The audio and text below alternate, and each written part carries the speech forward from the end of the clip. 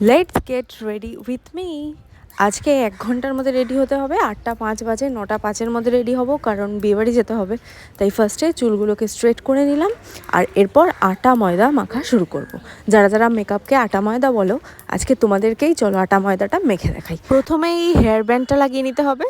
না, এটা আমি এমনিই লাগিয়েছি, কারণ এটা আমি মেলা থেকে কিনেছিলাম। জিনিসটা ওয়েস্ট করা যাবে না, কোথাও তো কাজে লাগাতে হবে।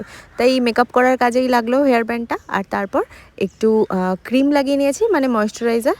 আর তারপর ভালো করে প্রাইমার লাগিয়ে নিয়েছি, যাতে স্কিনটা একদম স্মুথ হয়ে যায়। আর তারপর আমার মনে পড়েছে লেন্স পরার কথা। আমি কিন্তু হাত না ধুয়ে লেন্স পরিনি, হাতটা ভালো করে ক্লিন করে নিয়েছি, তারপর লেন্স পরেছি। হ্যাঁ, সুন্দর দেখতে গেলেও কাঁদতে হচ্ছে, দেখেছো তো লেন্স পরার কত জ্বালা।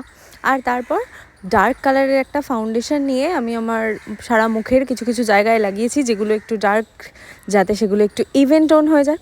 আর তারপর একটা লাইট কালারের ফাউন্ডেশন আমার সারা মুখে, কানে, গলায়, এগুলো ভুললে চলবে না। আটা ময়দাটা তো সারা মুখেই মাখতে হবে, সাথে কান গলা বাদ যায় কী করে, তাই সব জায়গায় ভালো করে লাগিয়ে নিয়েছি।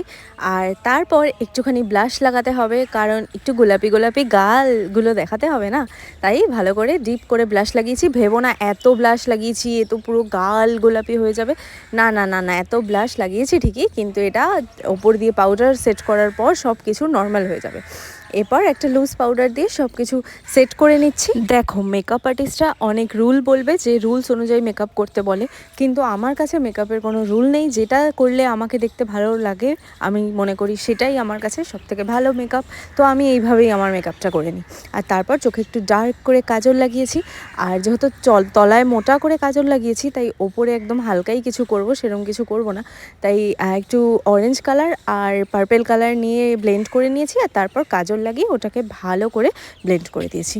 ব্যাস রেডি। ওপর দিয়ে একটু মাস্কারা লাগিয়ে দিয়েছি, কারণ মাস্কারা না লাগালে কিন্তু এই চোখের পাতাগুলো একদম ভালো লাগে না। আর হাইলাইট করার জন্য একটু হাইলাইটার। এবার দেখো, শাড়িটা পরে আমি রেডি হয়ে গেছি। কিন্তু এই সব কিছু করতে আমার 1 ঘন্টা লেগে গেছে, 9টা 5 বেজে গেছে। এখনও কত কিছু বাকি আছে, যেমন আইব্রো, লিপস্টিক, সিঁদুর পরতে হবে, টিপ পরতে হবে, কত। এইবার যারা বলো মেকআপ করতে এত ঘন্টা লাগে, সত্যিই বলো তো লাগে নাকি? 1 ঘন্টা তো দেখতে দেখতেই চলে গেল। আর যাদের মনে হয় মেকআপটা আটা ময়দা, তারা বলো তো, আমি যদি আটা ময়দা দোকান থেকে কিনে নিয়ে এসে মুখে লাগিয়ে নিতাম, তাহলে কি আমাকে এরকম লাগতো?